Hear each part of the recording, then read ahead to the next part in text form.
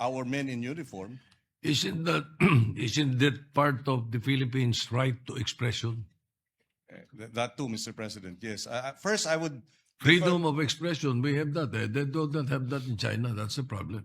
and he is answerable to his superior officer, and the DND and the armed forces have already issued a public statement in support of their men in uniform when they speak on the issue, because precisely the bullying. In fact, the DND described the acts of China as bullying, Mr. President. So babalikan ko po, bakit si Commodore Tariela lang ang ating pinupuntire rito when the Department of National Defense... Kasi siya lamang po, Mr. President, ang gumawa ng caricature. Tinatanong ko nga po, yung po bang iba, yung apat na binanggit ko kanina, na may karapatang magsalita para sa ating bansa, gumamit ba sila ng ganong pamamaraan? Yun lang po yung tanong. Pero siguro po, isasagot nyo, hindi. So, ano po naman, bakit naman... Mr. President, pati ang embassy ng China naglalabas ng caricature din ng ating mga opisyal. Ang China News. Ayan, si President. China News, Mr. President, talagang ganun po yun iba po yung lampon, iba po yung caricature na nilitaw po ng mga editorials. Kagaya po sa atin, sa ating bansa, kung ano-anong caricature, kung ano-ano, para lamang i-dramatize po yung kanilang gustong puntahan. Pero ang pinag-uusapan dito, si Commodore Tariela lang ang gumamit ng caricatures bilang spokesperson ng Philippine Coast Guard. Mr. President, alam naman natin yung China News hawak ng Communist Party of China. Sino po bang may hawak ng ating mga news sa Pilipinas? Wala namang lalabas na hindi aprobado o merong go signal ng Communist Party of China. Iba ang sitwasyon sa kanila, hindi tayo'y demokrasya. At ang punto natin, Mr. President, totoo, wala dun sa 5, pero ang ahensya mismo, ang DND na mismo at ang Armed Forces of the Philippines ang nagsabing they support the statements of their men in uniform. In fact, uulitin ko kasi nabanggit ko na kanina. Ulitin natin, no? Sabi nila, it was reported that the spokesperson of the Chinese Ministry of Foreign Affairs made a statement containing the following, quote-unquote, certain Philippine Uniformed Service members driven by personal political motives. Doon pa lamang, Mr. President, lahat tayo rito, parliamentarians tayo, alam natin, it is unparliamentary to question motives, Mr. President, when official action is being undertaken or official decisions are made or proposals in parliamentary proceedings. So, sumagot ang Department of National Defense. Ay, ulitin ko, the DND and the AFP strongly condemn such an affront to any of its members.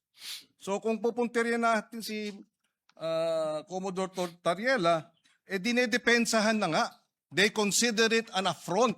The DND and the AFP have considered the statement of China as an affront to any of its members. Tapos tayo, sasabihin natin, teka muna, hindi dapat. Mr. President, we should, again, I will reiterate, when the DND and the AFP speak as regards national security concerns, we should rally behind them.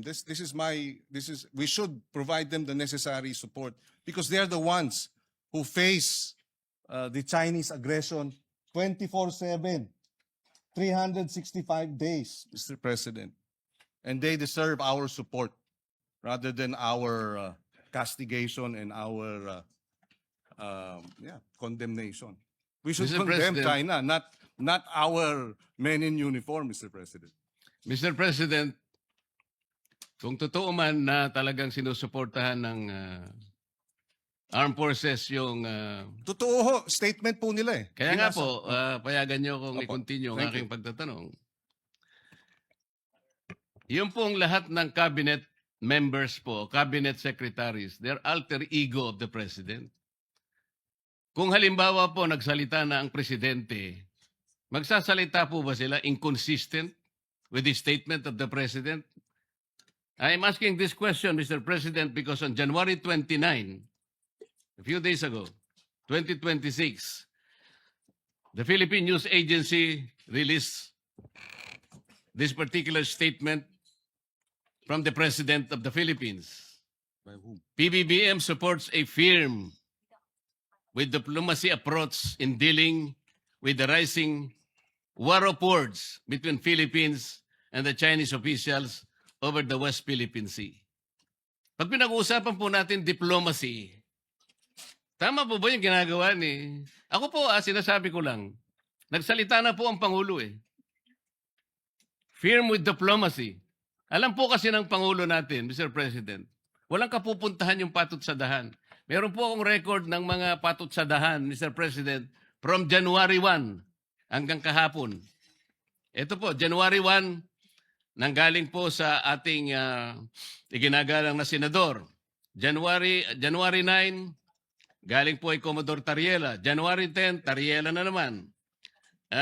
January 12, Philippine National Maritime Council. January 13, Representative De Lima. January 15, Commodore Tariela. January 14 and 15, Commodore Tariela. January 16, Tariela pa rin. January 16, Representative Shell Jokno of the House of Representatives. January 17, National Maritime Council. January 19, Akbayan Party List. January 20, Senator Ontiveros posting on her FB. January 22, Tariela na naman. January 23, again, Senator Ontiveros and Strat-Based Institute. January 23 again, nasama po kayo, Senator Kiko. January 24, Tariela na naman. Napakarami po. 3 yung kay Tariela on January 24. January 25, Senator Erwin Tulfo. January 26, si Tariela na naman po. January 27, si Tariela na naman po. Sa tuwing ganito ang ginagawa natin, sagot ng sagot po ang Chinese Embassy. So wala na pong katapusan na pag-iringan at pasaringan na po ito, Mr. President. Ito po bang tagal ng pagpapatutsadahan na to, Mr. President? Nakakahuli po ba tayo kahit na ilang kilong galunggong lang sa West Philippine Sea? Bumababa po ba ang presyo ng bilihin nang dahil sa patutsadahan na ito? Ito po ba'y makakatulong sa atin? Kagaya po ng pinost ko kanina, yung po bang nasusunog na gusali? Para mapatay mo yon, sasabuyan mo ba ng gasolina? O bobombahin mo ng tubig na malamig, Mr. President? Ito lamang po ang pinakapunto rito eh. Mr. President, wala po akong ginagawa para depensahan ang China. Ang ginagawa ko po para magkaisa tayo, hanapin natin ang talagang paraan, paano natin lalong palakasin ang paninindigan na to at magsimula tayo. Sana po maitala natin sa lalong madaling panahon yung mapa ng West Philippine Sea at magkaisa tayo ngayon. Ipilit natin yun. Pero kung wala pa po yun, yun nga po, puro ang tinatawag po natin ay megaphone diplomacy na hindi po nakakatulong kahit paano natin kwentahin, Mr. President.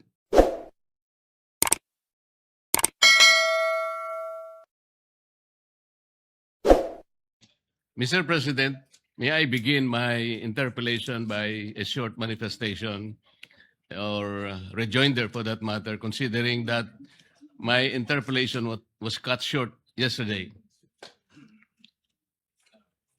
May I proceed, Mr. President? Mr. President, my interpellation yesterday was not intended to weaken our national position on our sovereignty, on our sovereign rights, but to strengthen it through clarity. Because in matters of sovereignty, maritime rights, and territorial claims, precision is patriotism. Ang layunin ko po dito, Mr. President, ay hindi upang ipagtanggol ang anumang banyagang interes, katulad ng China, kundi para patatagin at linawin ang ating paninindigan bilang isang bansa, upang kahit karaniwang mamamayan ay lubos na maintindihan ang sitwasyon lalo na sa West Philippine Sea. Dahil ang pagtatanggol sa bayan ay nagsisimula sa pag-unawa at katotohanan. The purpose of my questions yesterday, Mr. President, was to point out gaps in our understanding and knowledge of the West Philippine Sea, in that there are key aspects that the arbitral award did not resolve, and that our laws from PD 1596 to RA 9522 and RA 1264 did not address. Thus, my call is for an open discussion of the issues as mature, not amateur persons. Today, the purpose of my questions is to demonstrate why we need to recalibrate our approach in order to bring immediate and concrete benefits to the people. Our method must be focused on bringing food to the tables and alleviating the burdens of our people. In his response yesterday, Mr. President, the good senator said the coastline of Kalayaan Island Group has its own baselines and generated an exclusive economic zone. Mr. President, this response violates the arbitral award, which declared in paragraph 626, the tribunal having concluded that none of the high tide features in the Spratly Islands is capable of sustaining human habitation or an economic life in their own, that such features shall have no exclusive economic zone or continental shelf. Kaya po walang feature sa Kalayaan Island Group, Mr. President, that will be able to generate an exclusive economic zone of its own. Again, in his response yesterday, Mr. President, Senator Pangilinan said there is no need to define the metes and bounds of the West Philippine Sea because this was already settled by the arbitral award. He also said that the arbitral award already determined what the West Philippine Sea is. He also said that the coordinates of the West Philippine Sea can be found in Administrative Order number 29 and Republic Act number 12064. This is not right, Mr. President. The arbitral award ruled on the exclusive economic zone, not the West Philippine Sea. These are two different matters, Mr. President. There are features of the Kalayaan Island Group, such as the Pagasa Island and Parola Island, that are outside this exclusive economic zone. The distance of these features are fixed, Mr. President. The arbitral award did not move their location inside the Philippines. Ang alam ko po, ang Panginoon Diyos lang ang makakagawa noon, Mr. President. In saying also, Mr. President, that we should just implement the arbitral award without asking questions will mean that Senator Pangilinan will be content with just the EEZ. Kapag ka nagkaganon, Mr. President, we will be abandoning Pag-asa, Parola, Kota, and Lankian features, given that these are outside the exclusive economic zone. Instead of turning back on these features, Mr. President, I call that we study how to include them in the West Philippine Sea without violating UNCLOS. Also, in his response yesterday, Senator Pangilinan said the arbitral award did not rule on the validity of PD 1596. This is also incorrect. It will be read on paragraphs 573 to 576 that the Spratly Islands can constitute, it ruled on the issue of whether any claimant on the Spratly Islands can constitute it into an offshore archipelago by drawing archipelagic baselines to straight baselines around it. Sabi po ng tribunal, Mr. President, China has no right to do so. It also said under paragraph 574 that even the Philippines could not declare archipelagic baseline surrounding the Spratly Islands. So meron pong ruling talaga. I did not question the arbitral award, Mr. President, for the record. I just discussed how the arbitral award and our existing laws do not determine the limits of the West Philippine Sea. May I repeat that? Ang nirule lamang po ng arbitral award via the arbitral tribunal, yung exclusive economic zone, hindi po yung West Philippine Sea. These are two different matters.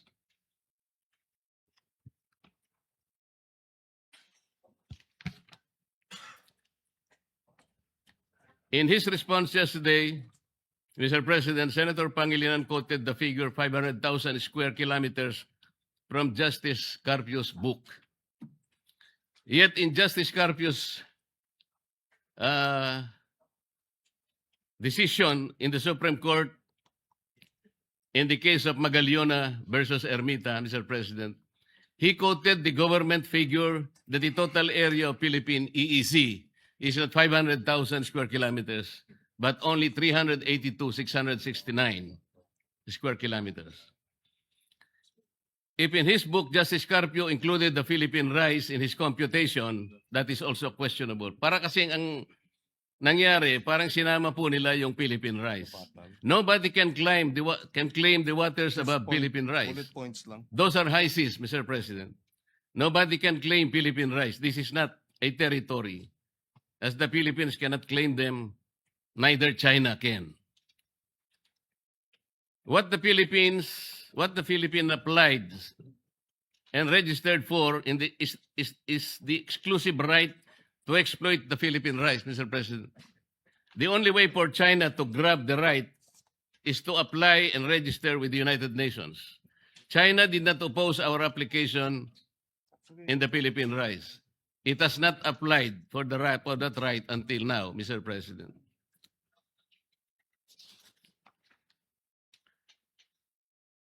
For her part, Senator Ontiveros, Mr. President, yesterday referred to the map of South China Sea in S-23 as Chinese map. She also said that the numbers 6.1 and 6.2 are not coordinates. She then said that maps adopted by the International Hydrographic Organization are not legal but technical only.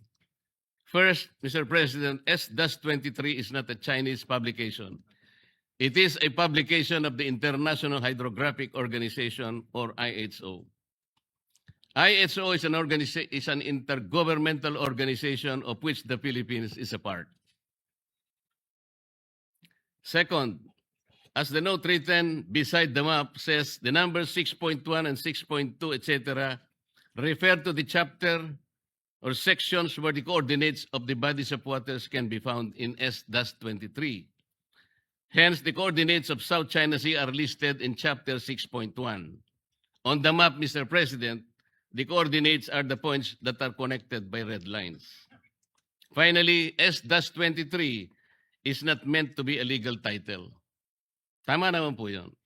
They are just maps. Under international law on territorial disputes, maps have no evidentiary value. However, S-23 was used by the Philippines in the South China Sea arbitration. Moreover, we need to put West Philippine Sea on an internationally recognized map.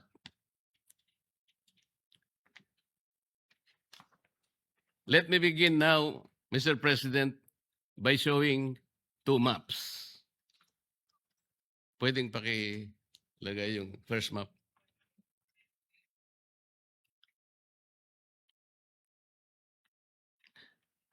Mr. President, these maps are about oil and gas activities in the South China Sea.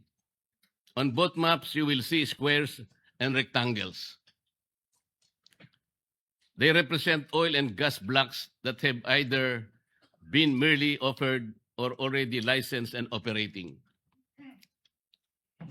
Please bear in mind, Mr. President, that each square and rectangle represent foreign investments running in the millions and to billions of dollars. Moreover, basins with oil and gas are found on the coastal and central areas. Finally, China and Vietnam have exchanged gunfire, suffered casualties, blasted each other with water cannons, cut cables, rammed vehicles, and so on and so forth. China and Malaysia had a naval standoff. Hence, the territorial and maritime disputes between them are just as explosive. Map 1, Mr. President, was published by New York Times in 2013. It cited as source, the U.S. Office of Hydrographer. In Map 1, Mr. President, you will see gray squares and rectangles along the shallow coast of the South China Sea. Notice that adjacent to the Philippine coast are around 5 to 6 blocks. On the side of Malaysia, there are 12 to 15. Vietnam, 30 to 35, and China approximately that number also, 30 to 35. Then we go to map 2. It was published in 2024 by the U.S. Energy Information Agency.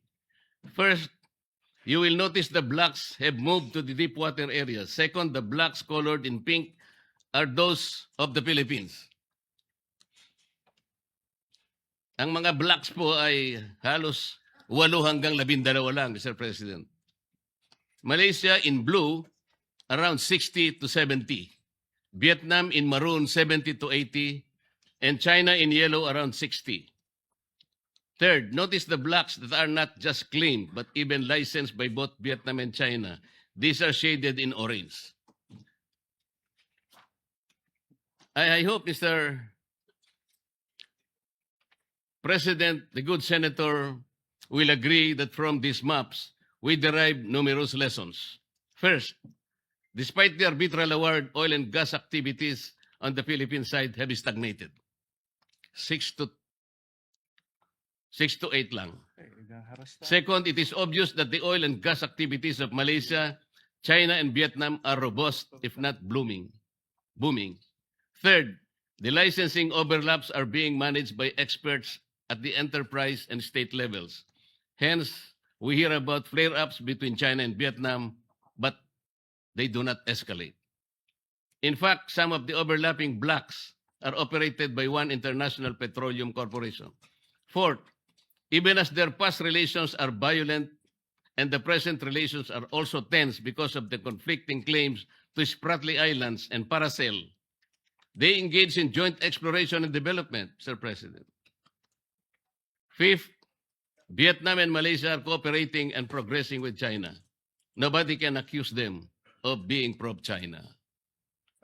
May I ask the Senator if we would agree that based on these maps, Vietnam, China, and Malaysia are succeeding in oil and gas exploration, but our exploration in our part of the world have stagnated.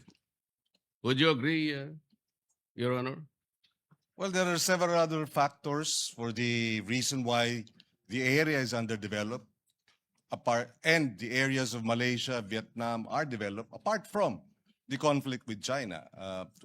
In fact, just 2 weeks ago, there has been a discovery of natural gas deposits in the Malampaya area. So there are many factors. It is not just the conflict with China that is a reason as to why we are unable to develop our own area in the West Philippine Sea, Mr. President. But it is very clear, notwithstanding those factors, these maps indicate that we are really behind in oil exploration and gas in the South China Sea. Well, we're behind in many other aspects, Mr. President, not just oil and gas. We're behind in agriculture, we're behind in tourism, we're behind in energy generation, etc. So I wouldn't be as simplistic as to say because of the underdevelopment of the West Philippine Sea, it's because of our conflict with China, Mr. President. Yes, Mr. President, I hope the Honorable Senator will also agree that there is something effective in the management of relations among China, Vietnam, and Malaysia, and more importantly, their methods of bringing immediate and concrete benefits to their peoples, as shown by these maps, isn't it? Well, again, I will say yes, up to a certain extent. Perhaps they are managing their relations with China better, but I will not concede that because of our lack of managing our relations with China compared to our neighbors has led to this state of underdevelopment, Mr. But considering, Mr. President, that we have been left behind, so behind, as a matter of fact. As I have said, we have been left behind in agriculture. Is that the fault of China? Our relations with China? We have been left behind in infrastructure. Is that because of our sour relations with China? Of course not, Mr. President. There are many reasons why we are lagging behind. And yes, if we are able to better manage our relations with China, we may benefit from it. And definitely, I would like to see that at some point. But at this point, Mr. President, we're fighting for our sovereign waters and our territorial sea. And I think in this case, we should rally behind the Filipino claim in the arbitral ruling, Mr. President. Our agriculture is lackluster. Our tourism is not giving us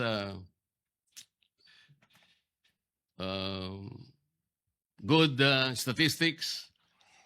Manufacturing is down. These are local problems, Mr. President.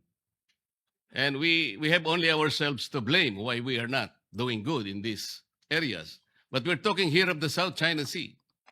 We're comparing how, despite the tensions, the hostilities between countries like Vietnam and Malaysia, but they are able to manage their relationships. There must be something wrong with how people, like, with all due respect, Commodore Tariela, who managed and broadcast our dispute in the South China Sea. Perhaps because they do not have a loud mouth in their midst. Tayo meron ang dami. Whereas what we have been doing for years is not working. Kagaya po ng pinakikita ng mga mapa na yan in the South China Sea. We have to sit down. Talk rather than imbes na magpatutsadahan po. Wala pong nangyayari. Ito po yung naging bunga kung bakit po tayo biglang nawala sa ere. I know that being bombastic, Tariela earns him likes and makes him probably feel like a rock star, Mr. President. I know national anger sells newspapers. I know mindless patriotism wins accolades. But in reality, as the map show, Mr. President, we are all losing out and are being left behind. The way forward, Mr. President, is open discussion. The starting point is respect for each other's views and the views of our opposing claimants, be it China, Vietnam, Malaysia, etc. The draft resolution, with all due respect, is not the right start, Mr. President. Mr. President, if I may just point out, the matter of Commodore Tariela, whether we agree to his statements or not, is one issue. Another issue, Mr. President, is that the Department of National Defense and the Armed Forces of the Philippines have rallied behind Commodore Tariela and condemned the behavior and the actuations of China's embassy officials. If I may quote, the Department of National Defense and the Armed Forces of the Philippines strongly condemn such an affront to any of its members and reiterates that it shall not be cowed by any official of PROC, whether in their homeland or as guests here. And we shall continue to speak against their lies and malign actions when such are committed. That is our Department of National Defense. That is our Armed Forces of the Philippines, Mr. President. The very least that we should do as a Senate is rally behind our Department of National Defense and our men in uniform who risk their very lives to defend the West Philippine Sea, Mr. President. So the actuations of Commodore Tariela may find discomfort with some of our colleagues, and we will respect that. But our defense establishment and our armed forces have spoken. And I believe senators must rally behind and defend and support our defense establishment in view of the aggression and the of China in our sovereign waters and our exclusive economic zone, as well as our continental shelf, Mr. President. I will go to that point, Mr. President. But we can also draw lessons from the experiences in the Philippine Sea. In 2008, Malaysia and Indonesia had a naval standoff when Indonesia found oil and gas in Ambalat Field and Ambalat East, and Malaysia offered the same areas as Block, ND6 and ND7. To de-escalate, they agreed to a moratorium in 2009. Last year, their national petroleum corporations agreed on a joint exploration and development. We ourselves are experienced in cooperation in the Philippine Sea. Let me show another map. This is the last map, Mr. President.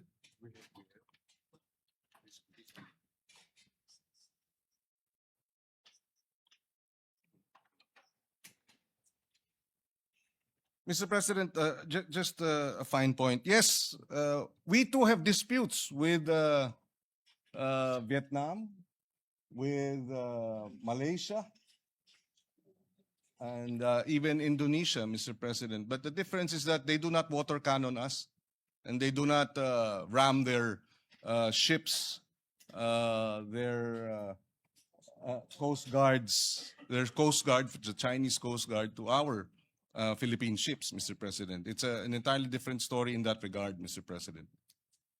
Let me show you this map, Mr. President. This map is from the US-funded think tank Asia Maritime Transparency Initiative, or AMTI. On the map are areas marked with X. On the upper right hand of the South China Sea, the mark refers to the exclusive economic zone and continental shelf overlap between the Philippines and Taiwan. We have a fisheries and law enforcement agreement there. On the lower left hand, Mr. President, the mark represents the dispute over extended continental shelf between Philippines, Malaysia, and Vietnam. We are in discussion with Vietnam now. On the bottom corner are disputes over Sabah and the territorial sea and contiguous zones it generates.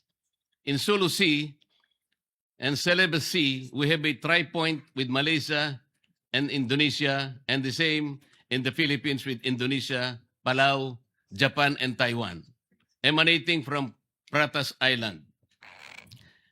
However, this map will demonstrate to us, Mr. President, the complex territorial and maritime disputes facing the Philippines.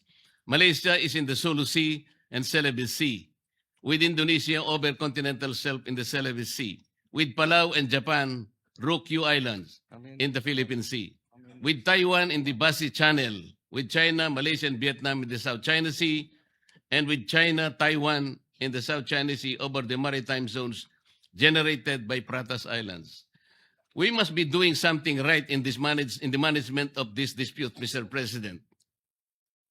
Yes, we are. And Yun nga po. Kaya and- po and pinipilit kong ipaliwanag na bakit dito sa mga areang ito ay nagagawa po nating i-manage ang hindi natin pagkakaunawaan. Ang sabi po nyo kanina, because they are not water cannoning us. they are also not aggressive. They're not coercive, and therefore there will be no escalation. The aggression of China is primarily the reason why tensions in the disputed areas have risen over time. We have in fact filed 245 protests against China's incursion and illegal activities in our exclusive economic zone since 2022, Mr. President. We also exercise diplomacy. We recognize, and that's precisely why we brought the matter to the tribunal. We recognize that China is a power, economic power, and an emerging military power. And what do small nations like us have? We have the rule of law, international law, and that's why we brought this matter to the International Arbitral Tribunal, Mr. President. We are not the problem here, Mr. President. It is China, the aggression of China, that is the problem here.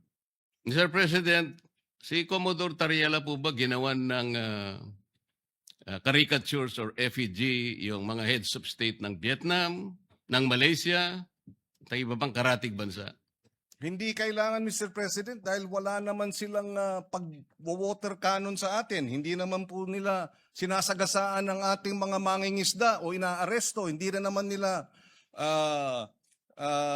yun na nga, binabangga, wino-water cannon. Yung may aksidente pa na kung saan yung Chinese vessel ay iniwanan ang 22 mga mangingisda natin. At sino ang sumalba sa kanila? Vietnam ang sumalba sa kanila. So bakit tayo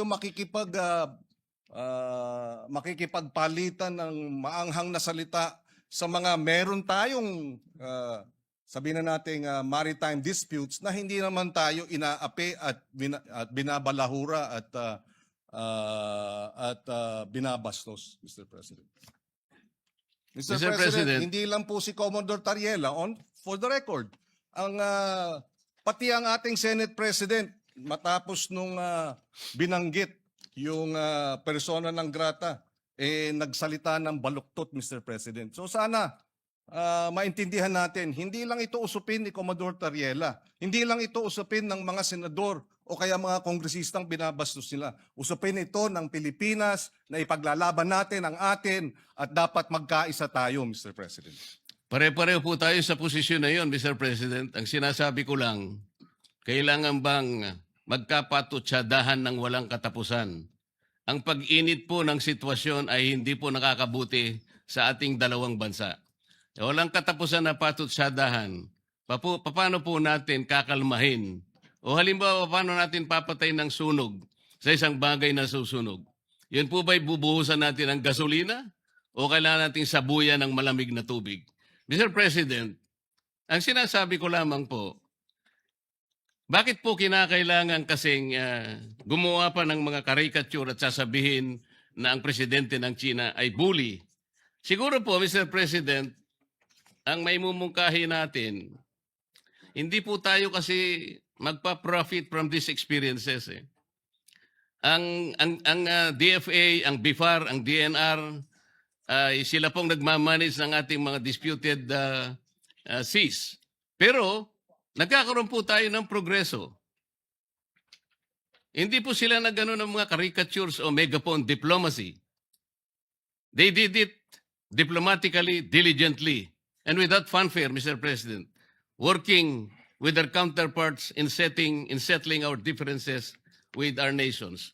Ang sabi po kasi ninyo, Mr. President, Your Honor, na wala pong anumang ginawa ang ating mga maliban sa China, ang Vietnam o kaya yung ibang bansa ay walang nagawa. Nakalimutan po ba ninyo, Mr. President, in the context of our maritime disputes, we have shot and killed 2 Vietnamese fishermen in 2017 and 1 Taiwanese fisherman in 2013.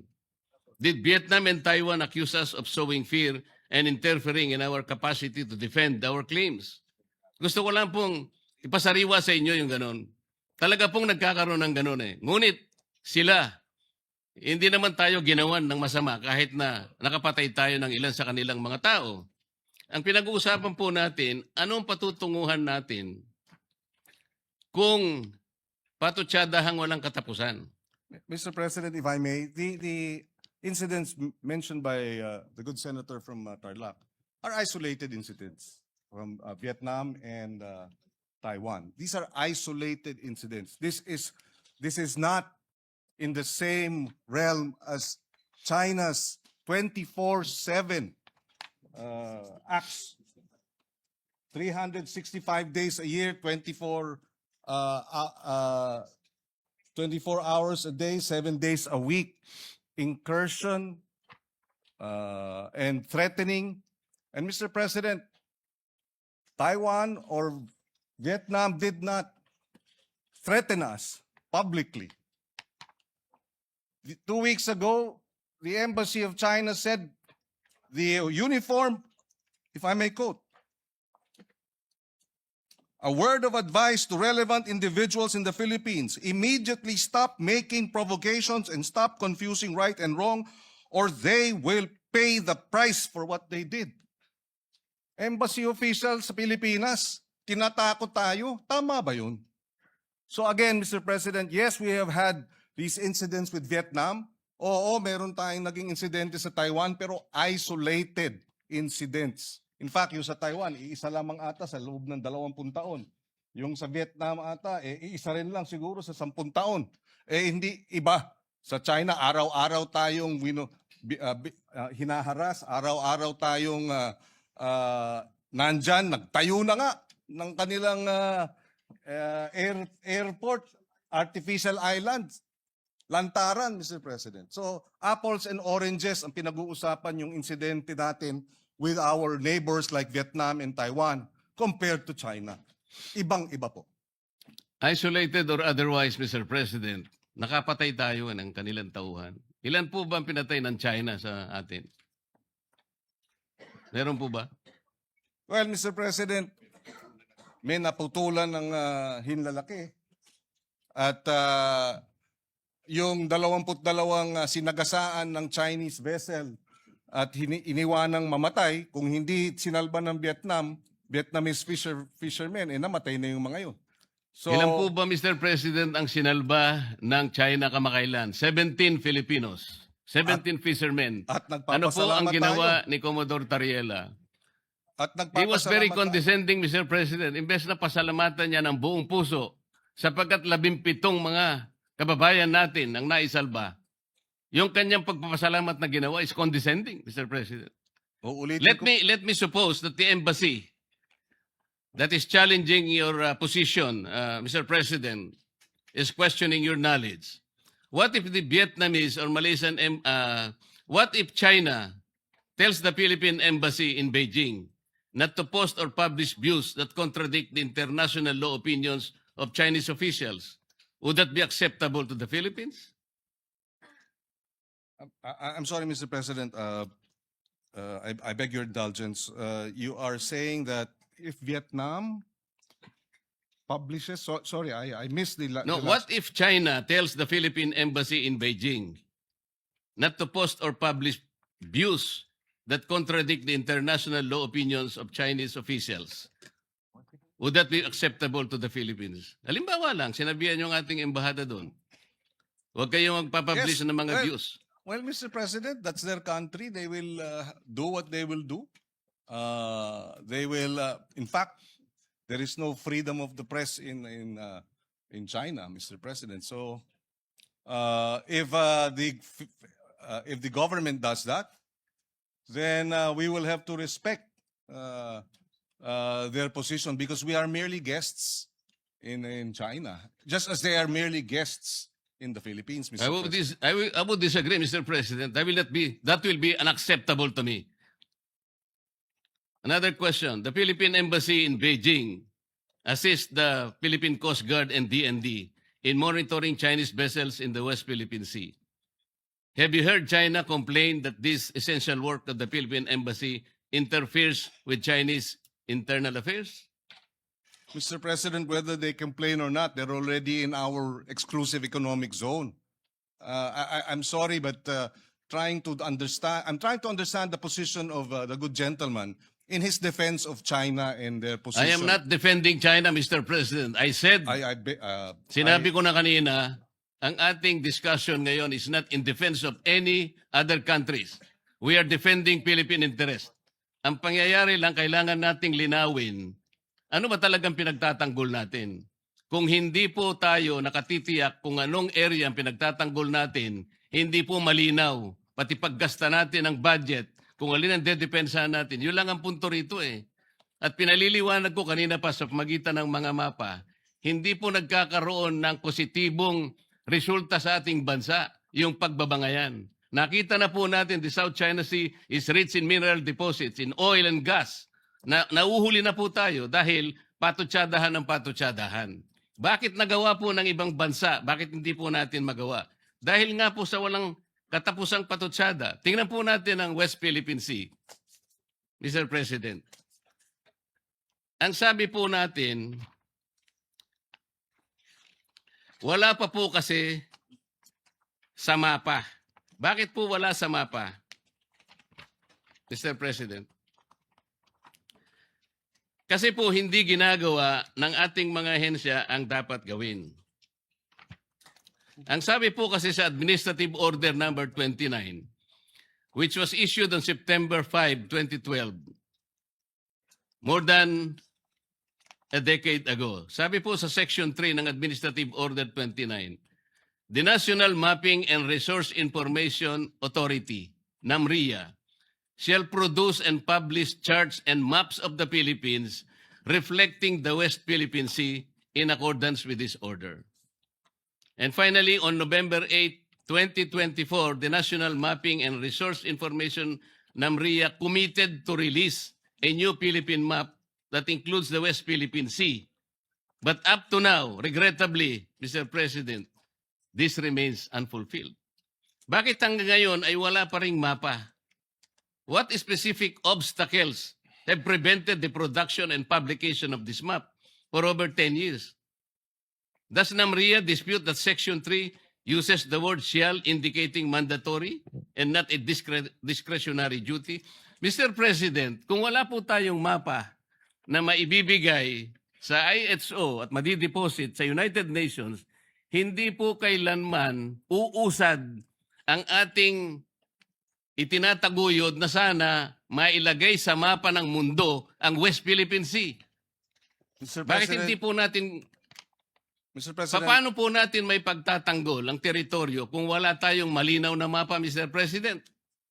Mr. President, nabanggit na natin ito kahapon. Bumabalik tayo ulit doon sa usapin na ito. Pero babanggitin ko ulit, Mr. President. Maliwanag, Mr. President, na under Republic Act 9522, yung baseline law, Republic Act 12064, Philippine Maritime Zone Act, at yung AO 29, maliwanag na in-identify ang West Philippine Sea. Diyan nakasaad yung extent ng West Philippine Sea. It has been sufficiently and defined by these three government instruments and laws, Mr. President. So, hindi ko maintindihan bakit dahil walang meets and bounds, etc. ay ibig sabihin wala tayong maaring mahina ang ating claim. I beg to disagree, Mr. President. In fact, under our laws, meets and bounds refer to the baseline of 200 nautical miles. From baseline, 200 nautical miles ang ating exclusive economic zone. Merong 12 miles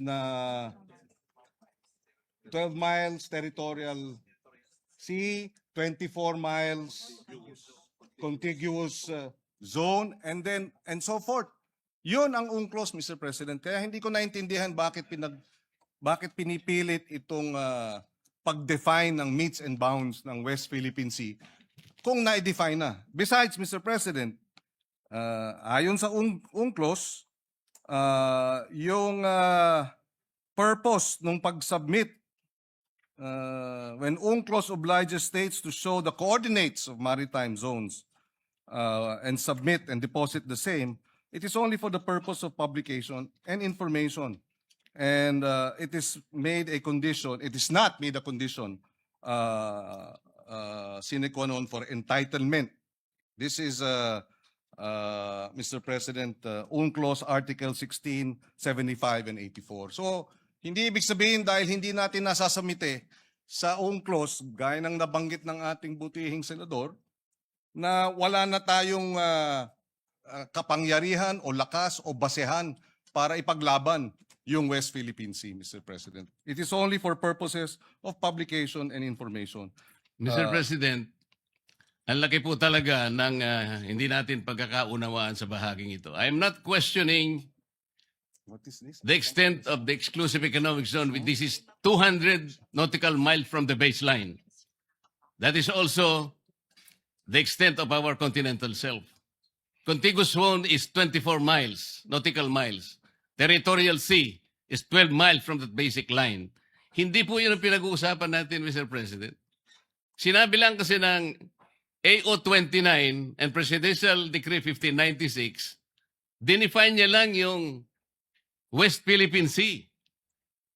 Ang kulang, sabi po ng steps na dapat gawin, sinabihan nga ng executive order ang NAMRIA .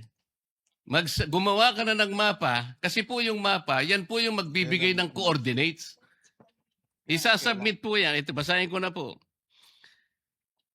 Section 4 of Administrative Order 29, Series of 2012, requires relevant government agencies such as DFA, kasama na po yung DFA, not only to deposit with the United Nations Secretary General the country's official map reflecting the West Philippine Sea but also notify international bodies such as the International Hydrographic Organization of the same. Ayun po Section 20, Section 4. Kung hindi po tayo magsasubmit ng mapa, saan po kukunin ang coordinates? Yun lamang po ang paraan para po yung ating pinapangarap, pinapanaginip na West Philippine Sea, mailagay naman po sa mapa. Yun po ang pinakamaganda. At pagkatapos nating mailagay sa mapa, ay lalakas po lahat ang ating paninindigan dahil nakalagay na po sa mapa eh. Kahapon po pinakita ko yung South China Sea. Hindi po ibig sabihin na yung South China Sea, sa China po yun. Hindi po. Pangalan lang yun eh. Yung 6.1, yun ang chapter po doon sa S-23 para basahin po ninyo at makita ang coordinates. Wala po tayong pinagtatalunan tungkol dito. Hindi ko po kailanman dinidepensa ng China. Gusto kong palakasin ang ating paninindigan dito. Bakit hindi po tayo magkaintindihan? Napakasimple lang nun. Hindi tayo Wala pong coordinates talaga. Hindi po ang mapa lang po ang magbibigay ng coordinates. Malamang marahil hindi tayo nagkakaintindihan dahil gaya ng nabanggit ko kahapon, kahit na magdebate tayo hanggang sabi ko nga, Kingdom Come, tungkol dito sa meets and bounds na ito, hindi magbabago yung arbitral ruling na sinasabing mali ang China, hindi dapat nagtatayo ng mga illegal structures ang China sa ating exclusive economic zone. So bakit tayo bumabalik dito sa debate ng meets and bounds? Para sa ano? Para pahinain natin yung naging award natin sa International Tribunal? Para questionin natin na yung award natin ay kulang? Para bigyang duda na tayo nga ba'y nanalo? Hindi naman po siguro. Panalo tayo, binigay sa atin yan at hindi tayo mananalo kung hindi maliwanag ang ating mga karapatan at ang ating exclusive economic zone kahit na hindi pa nade-determine ang meets and bounds. Dahil yon ang sinasabi ng UNCLOS. UNCLOS ang basehan ng ating pagkapanalo. Walang pinag-uusapang meets and bounds sa usapin po nung determination ng ating exclusive economic zone, Mr. President. Sana po kung maintindihan ng ating butihing senador yun, hindi tayo magkakaroon ng ganitong hindi pagkakaunawaan. Binanggit po ninyo kahapon yung Administrative Order 29 at saka yung Republic Act 12064. Ang sabi po ninyo, doon makikita yung mga coordinates. Basahin po ninyo kung merong Hindi coordinates po doon. natin Wala po. sinabing doon po makikita ang coordinates. Ang sinabi po natin ay nakadefine doon ang ating ang West Philippine Sea. Dinefine nga po, Mr. President, na pinag-uusapan, paano maitatala nga po sa mapa? Ayaw po nating itala sa mapa, Mr. President. Yun lang po ang punto eh. Binabanggit kasi natin at sa batas natin, ni-require po ang NAMRIA at ni-require din ng DFA na mag-submit ng mapa hanggang ngayon. 12 years na po ang nakararaan. Ba't hindi po natin maitala? Point of information, Napaka-importante Mr. po President. na magkaroon. Just for the information of the good senator, 2024 meron na pong mapa ang NAMRIA. So hindi totoong wala pang Ang sinasabi ko po, Mr. President, hindi po sinasubmit sa mga kinaukulang dapat hindi po ang ipag-submit. sinabi po ninyo wala pang mapa. Iba po yung hindi sinasubmit. Kahit na may mapa po, kung hindi nyo sinasubmit, hindi rin po tayo Pero magtatagumpay sa correction ating lang po. paninindigan na maitala natin po sa pandaigdigan talaan ng mga dagat ang West Philippine. Hindi po ba importante sa inyo na maitala natin ang West Philippine Sea? Mr. Senator, Point of information, Mr. with the President. indulgence of Senator Pangilinan, Senator Risa Ontiveros, you're recognized. Salamat po, Mr. President. Tama po si Senator Pangilinan. Ang totoo po, dun sa mapang itinatanong ng mabuting Ginoo, NAMRIA has prepared the maps anchored on the newly signed Philippine Maritime Zones Act and Philippine Archipelagic Sea Lanes Act and complying with UNCLOS and is awaiting the final implementing rules and regulations for publication. So nandun na po, Mr. President, ang mapa. Salamat po, Mr. If I may likewise add, Mr. President, ito ay the information relayed to us by Dr. J. Batumbakal. He's the director of the UP Law Center, Institute for Maritime Affairs and the Law of the Seas. And he says, and I quote, when UNCLOS obliges states to show the coordinates of a maritime zone on charts of appropriate scale and to deposit them with the UN Secretary General, Article 16, 75, and 84, It is only for purposes of publication and information and is not made a condition sine qua non for entitlement to the maritime zone concerned. In fact, even before UNCLOS was open for signature, states fully recognized the entitlement of other states to territorial seas, even without published coordinates. Deposits of charts containing the coordinates of the UN does not create any legal effect and does not imply approval by the UN. The UN is not a register of deeds for maritime zones of states. The absence of legal effect of deposit is clearly provided for even in the UN website. So yung ang inaalala ng ating ginoong Senador Marcoleta ay hindi nakakadagdag ng legal entitlement ang pagdeposito sa UN Secretary General under Articles 16, 75, and 84 of the UNCLOS. So, ibig sabihin, Mr. President, yung Section 3 at saka Section 4 ng Administrative Order number 29, ibabaliwalain na natin. Inuutusan po kasi ang NAMRIA at saka ang DFA na gumawa ng mapa at i-deposit nga sa United Nations and notify accordingly relevant international organizations such as the International Hydrographic Organization and the United Nations Conference on the Standardization of Geographical Names. Hindi po importante sa atin yung Administrative Order number 29. Yung Administrative Order number 29, Mr. President, ay 2012. Yung Republic Act 12064, yung Philippine Maritime Zones Act, ay 2024. So superseded na yung binabanggit na provision ng RA 12064. Mr. President, hindi po ganun. Wala pong nasusupersede dito. Yung 12064, nire-enforce nga po eh. Pati yung Presidential Decree 1596. Basahin po ninyo lahat para magkaintindihan tayo ng lubusan. Ang pinag-uusapan po kasi natin, while our laws define the extent of our West Philippine Sea, tayo naman po itinatagubilin na gumawa ng paraan para sa ganun, maisama pa yon para po yung mga coordinates na yon ay maisumite sa United Nations Secretary General at sa mga kinauukulang mga ehensya internasyonal. Yun po kasi ang sinabi ng mga batas natin. Sapagkat, alinman sa batas natin, walang sinasaad na coordinates. Ang coordinates po, ang gagawa po niya NAMRIA. At yan po ay base sa mapa na kanilang gagawin. Yun lamang po ang punto, Mr. President. Wala yatang masyadong dapat na pagdebatihan sa puntong yun. Sapagkat ako, kayo, Mr. President, and the good Senator, gusto rin natin talagang ipaglaban ng tsaga ng atin. Mas maganda kasing ilaban ito kung malinaw na nasa mapa tayo ng pandaigdigang talaan ng mga dagat. That is the whole point, Mr. President.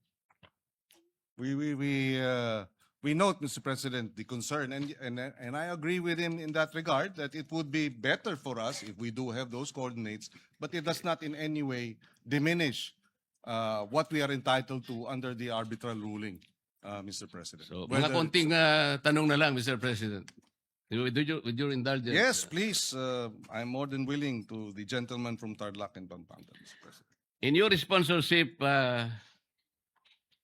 Mr. President, you said that the proposed resolution is in defense of our officials when they speak on behalf of our nation. That is correct. Yes, Mr. President.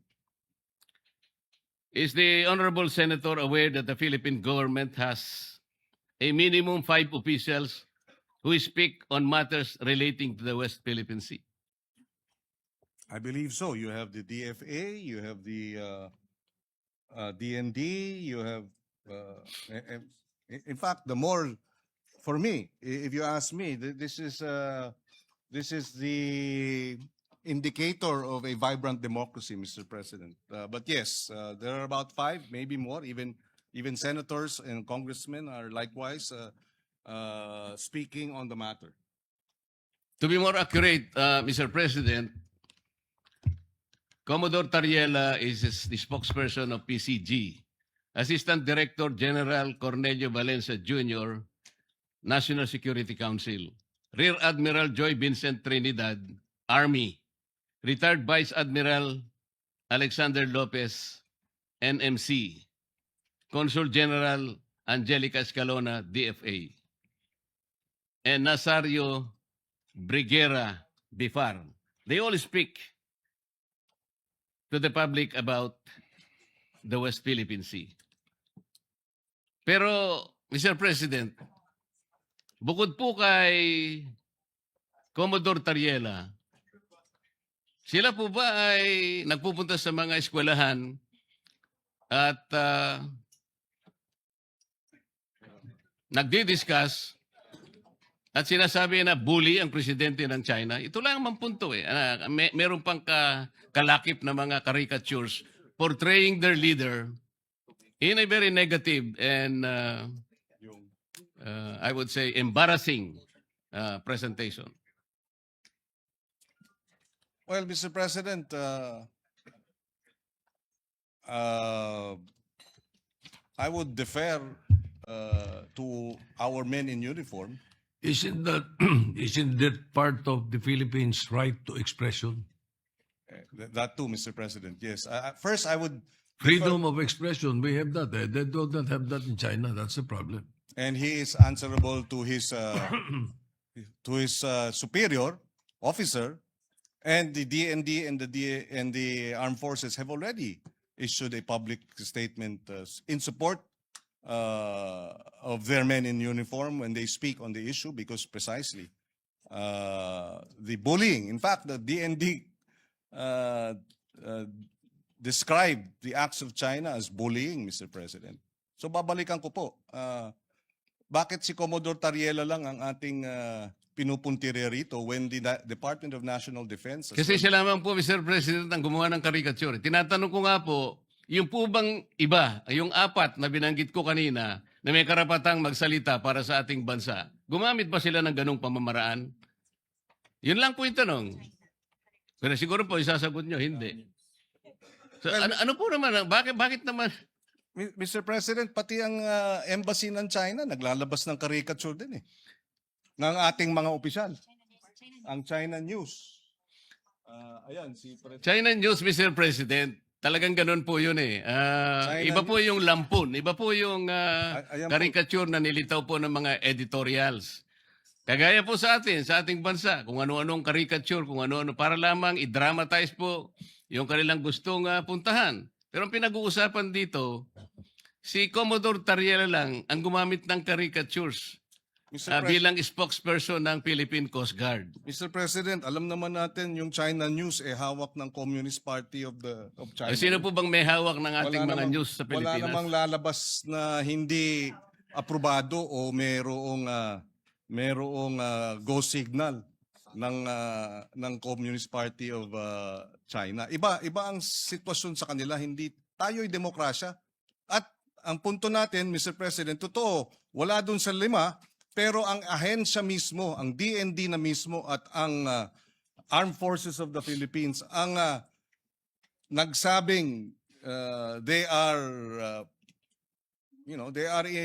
support the statements of their men in uniform. In fact, uulitin ko kasi nabanggit ko na kanina. Ulitin natin, no? Sabi nila, it was reported that the spokesperson of the Chinese Ministry of Foreign Affairs made a statement containing the following, quote unquote, certain Philippine Uniformed Service members driven by personal political motives.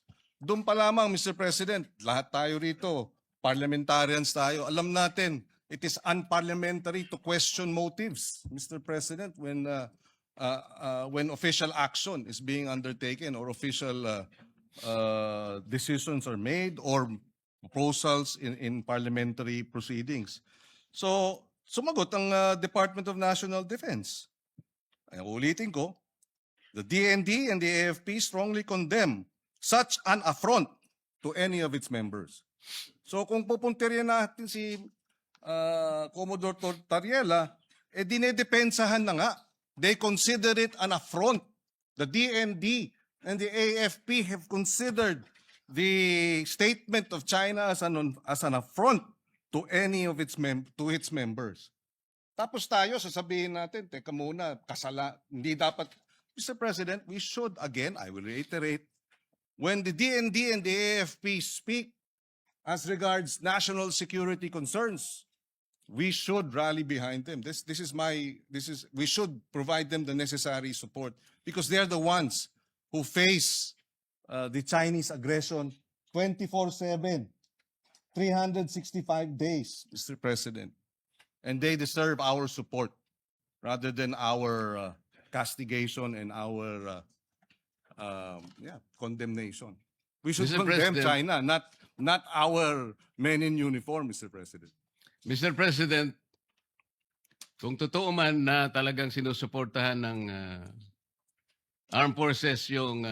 Totoo ho, statement po nila eh. kaya nga Binasa. po, payagan niyo kung Opo. i-continue ang Thank aking pagtatanong. Yung pong lahat ng cabinet members po, cabinet secretaries, they're alter ego of the president. Kung halimbawa po nagsalita na ang presidente, magsasalita po ba sila inconsistent with the statement of the president? I'm asking this question, Mr. President, because on January 29, a few days ago, 2026, the Philippine News Agency released this particular statement from the President of the Philippines. By whom? PBBM supports a firm with diplomacy approach in dealing with the rising war of words between Philippines and the Chinese officials over the West Philippine Sea. Pag pinag-uusapan po natin diplomacy, tama po ba yung ginagawa ni... Ako po, sinasabi ko lang, nagsalita na po ang Pangulo eh. Firm with diplomacy. Alam po kasi ng Pangulo natin, Mr. President, walang kapupuntahan yung patut sa dahan. Meron po akong record ng mga patut sa dahan, Mr. President, from January 1 hanggang kahapon. Ito po, January 1, nanggaling po sa ating iginagalang na senador. January 9, galing po ay Commodore Tariela. January 10, Tariela na naman. January 12, Philippine National Maritime Council. January 13, Representative De Lima. January 15, Commodore Tariela. January 14 and 15, Commodore Tariela. January 16, Tariela pa rin. January 16, Representative Shell Jokno of the House of Representatives. January 17, National Maritime Council. January 19, Akbayan Party List. January 20, Senator Ontiveros posting on her FB. January 22, Tariela na naman. January 23, again, Senator Ontiveros and Strat-Based Institute. January 23 again, nasama po kayo, Senator Kiko. January 24, Tariela na naman. Napakarami po, tatlo yung kay Tariela on January 24. January 25, Senator Erwin Tulfo. January 26, si Tariela na naman po. January 27, si Tariela na naman po. Sa tuwing ganito ang ginagawa natin, sagot ng sagot po ang Chinese Embassy. So wala na pong katapusan na pag-iringan at pasaringan na po ito, Mr. President. Ito po bang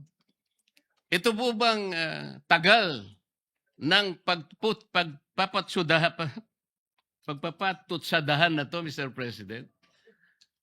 Nakakahuli po ba tayo kahit na ilang kilong galunggong lang sa West Philippine Sea? Bumababa po ba ang presyo ng bilihin ng dahil sa patutsadahan na ito? Ito po ba'y makakatulong sa atin? Kagaya po ng pinost ko kanina, yung po bang nasusunog na gusali? Para mapatay mo yon, sasabuyan mo ba ng gasolina? O bobombahin mo ng tubig na malamig, Mr. President? Ito lamang po ang pinakapunto rito eh. Mr. President, wala po akong ginagawa para depensahan ang China. Ang ginagawa ko po para magkaisa tayo, hanapin natin ang talagang paraan, paano natin lalong palakasin ang paninindigan na ito. At magsimula tayo. Sana po, maitala natin sa lalong madaling panahon yung mapa ng West Philippine Sea. At magkaisa tayo ngayon. Ipilit natin yun. Pero kung wala pa po yun, yun nga po, puro ang tinatawag po natin ay megaphone diplomacy na hindi po nakakatulong kahit paano natin kwentahin, Mr. President.